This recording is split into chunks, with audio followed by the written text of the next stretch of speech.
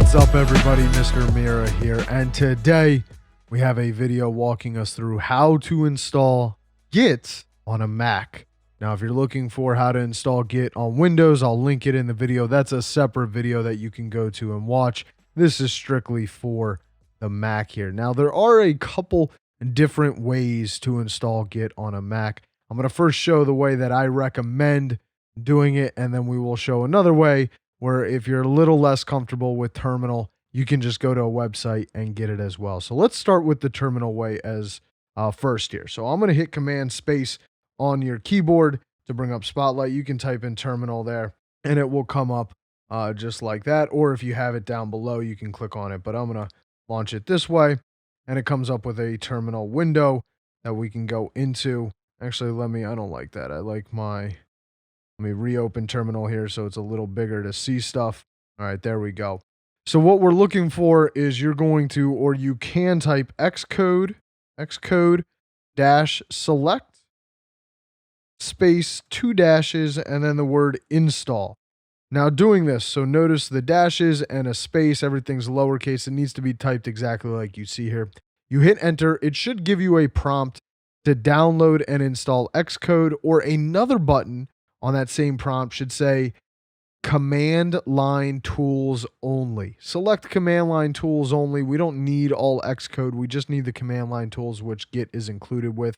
When I hit enter here, I'm going to get an error because I already have Git on this machine. So it's going to tell me I already have it. So if you see a similar error to me right now, then that means that you already have it as well. We can verify this. If I do Git and then 2 dashes and the word version, it's going to tell me I have 2.15. Now, I purposely have an older version of Git here so I can show the update happening. If you do command line tools only, I believe you get between 2.19 to 2.23 maybe. I forget which version Apple ships with now. I think it's 2.19, maybe 2.21 or something like that. You also need to keep in mind, anytime that you update to the newest OS version on Apple's machines, you will need to reinstall Git if you do it this way, because sometimes it doesn't come over. So just keep that in mind as well. If you have recently updated your OS and all of a sudden it's not working, it's because you need to do a reinstall the command line tools only with each update of the operating system. All right, so that's terminal version there. If you're less comfortable with that and you would just like to get it from a website, if you just go to Google, you search up Git, we're going to click on the first link that comes up here. Then we're going to click on download for Mac. We're going to get 2.32 here. Now, we want the binary installer, but we want to click on the second link here, the one that says 2.32. If we click on this first word that says installer, it's going to give us that old version, the 2.15. So I want to make sure that we're clicking on the right link. That second link there, it's going to take you to SourceForge, not the loveliest website. Just wait for the download to install. If it doesn't automatically come up, there should be a download button that's green. Click that, and then you should get a countdown timer to download it as well. It's going to go in my downloads folder. I'm going to open it up.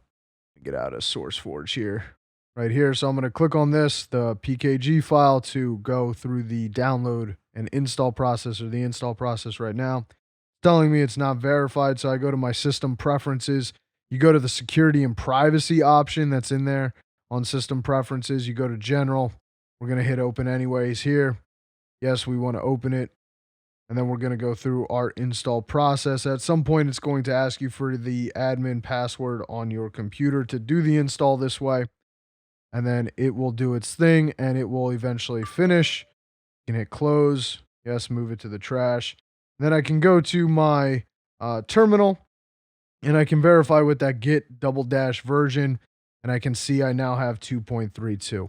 So that's all. That's the way. A couple different ways to install Git on a Mac there. Hopefully one of those two worked for you. Next video, we're going to see how to download and install Amazon Corretto. I'll link it right now so you all can get to that.